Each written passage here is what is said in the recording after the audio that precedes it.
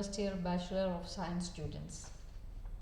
I am pleased to begin our focused series on lichens, which you will find covered under Unit 3, Plant Diversity 2, wherein you have fungi, bacteria, viruses, plant pathology, and lichens.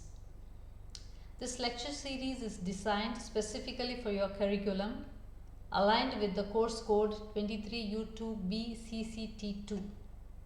My primary goal for these sessions is to build a strong, clear understanding, which should be a lasting one, of all the concepts.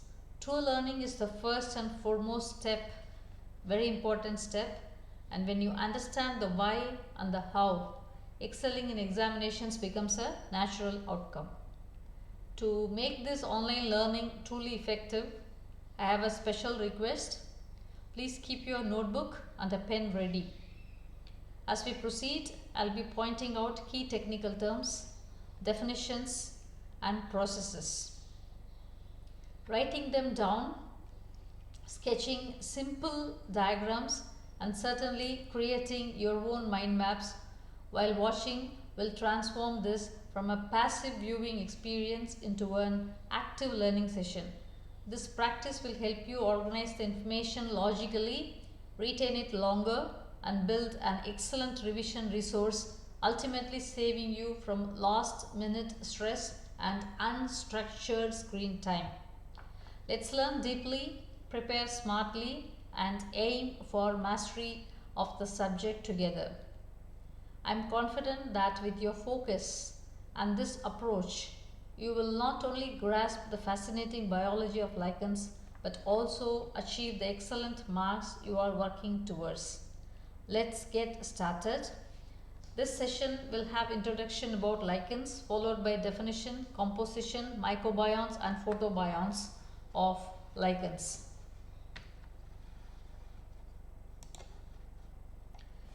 So in introduction, we'll be looking into some of the aspects of these lichens, where the lichens are said to be the composite organisms. They are not single structures, they are composite organisms. When we say composite, they are involved two structures or two living organisms. One is alga, another one is fungus. They are the survivors of the vacuum of space and millennial lifespans they have. It has been written in books that they are nature's ultimate survival artists. Books also specify that these lichens are silent historians, witnessing the whole of history of mankind and the world. They are the colonizers of extreme environments. Because of its exceptionally slow adapting growth, they also live as a monument of patience. They are also said to be nature's stone clocks and bio-pioneers of barren land. So how do you define a lichen? Lichen is not a single organism. Lichen has a composite plant body, which is dorsi-ventrally thallophytic structure.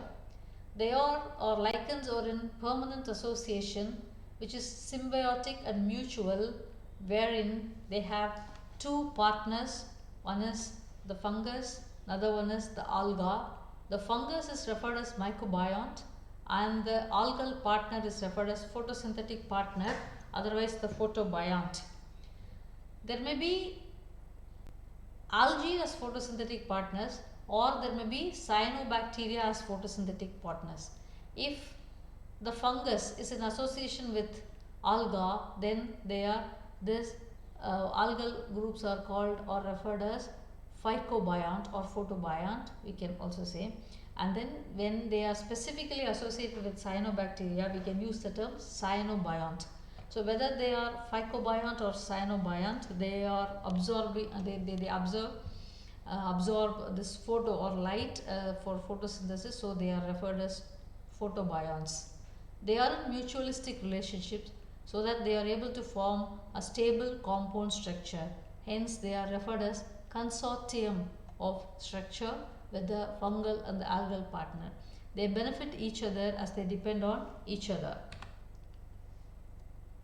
When we say composition, when we say they are composite organisms, what are those organisms? One is photobiont, the algal partner. Another one is mycobiont, the fungal partner. This image clearly shows you a mat or finger-like projections which are the fungal hyphae. You have green algal cells which are green in color. They are embedded in the fungal mat, these phycobiont. So an algal cell, the photobiont is here, which is being enclosed by the fungus, the mycobiont. What do these mycobionts do? And what are they? Mycobionts, as I said in the previous slide, they are the fungal partners. They form the protective body for the plant, for the lichen. They absorb water, they also absorb nutrients from the environment, and they retain that moisture so that the algae can comfortably live in with the moisture. And they receive the food from the algal partner. They seem to be the dominant partner in a lichen. These determine the lichen's scientific name, whether the fungus is Ascomycetes or Basidiomycetes. Depending upon that, you can see the names given to the lichens. And if we ask the fungus or fungi to live alone or given a chance to become associated with the algal partner and to form a lichen, they will prefer only the lichenization, which is an ecological strategy. And apart from Ascomycetes, you can also see Basidiomycotina genera. They are also forming lichen association. And some examples are Ictionema, Multiclavula, Omphalina. These are some of the examples. Now we will see the photobionts, the algal partners or cyanobacterial partners. They contain chlorophyll, and so they perform photosynthesis. They will produce and they will provide sugars to the fungus. In turn, they will receive shelter, water and minerals. Primarily, the lichens they have the green algal partners in 90%. Some cases they also have blue-green algae, cyanophasian members in an association. They have mutualistic relationship with the fungal partner, give and take relationship. And when I say 90% of the lichens with the primarily with the green algal partners, some of the green algal genera are Chlorella, Treboxia, Tentifolia, Cephalarius, etc. And some common blue-green algal partner are also there, Nasta, Cannabina, Glyocapsa and Cytonia. These are some of the examples. And when we come to classification of lichens, this is based on the habitat of the lichen, the group of fungal partner in which it is in association with, the thallus structure, and finally the algal and the fungal component in the thallus. Habitat is the living place of the lichen. If they live on the rock surface, then they are referred as Saxicolous. This is the image, Saxicolous lichen.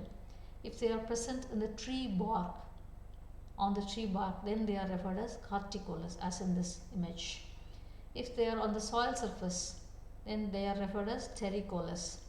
And the tree bark is withered off and only the wood portion is exposed. And if the lichens are present in such kind of wood system, then they are referred as Lignicolous, as you see in this. The barks are being shed off. And then ascolichens and basidiolichens depending upon the ascomycetes fungi and the basidiomycetes fungi. As far as the thallus structure is concerned, if the lichens look like a powdery mass, then they are referred as leprose lichen. If they form a crust, inseparable strong crust on the surface of rocks or something, then we call it as a crustose lichen. If they have a look like a leaf, then we call it as a foliose. And in some cases you can see coral like shrubby or bushy lichens with their spore producing organs in a form of fruit like protruded structures, then we call it as a fruticose lichens.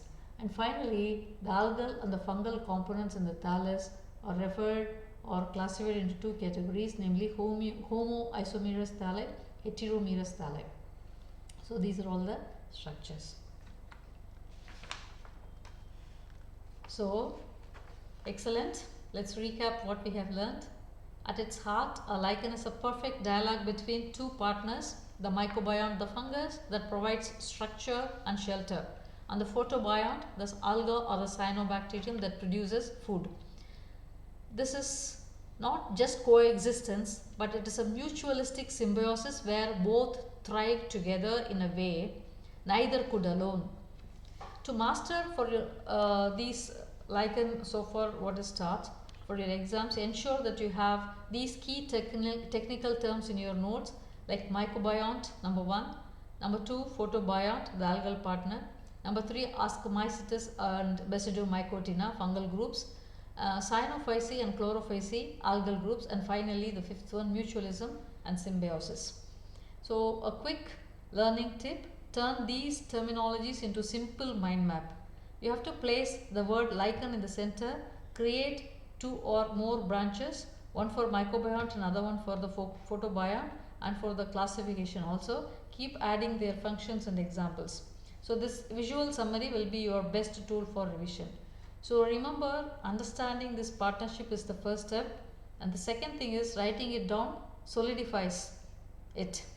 So you are building a strong foundation, one note at a time. So well done today. In our next session, we will be exploring the fascinating morphological types of lichens. Stay curious and keep your notebook handy. Thank you.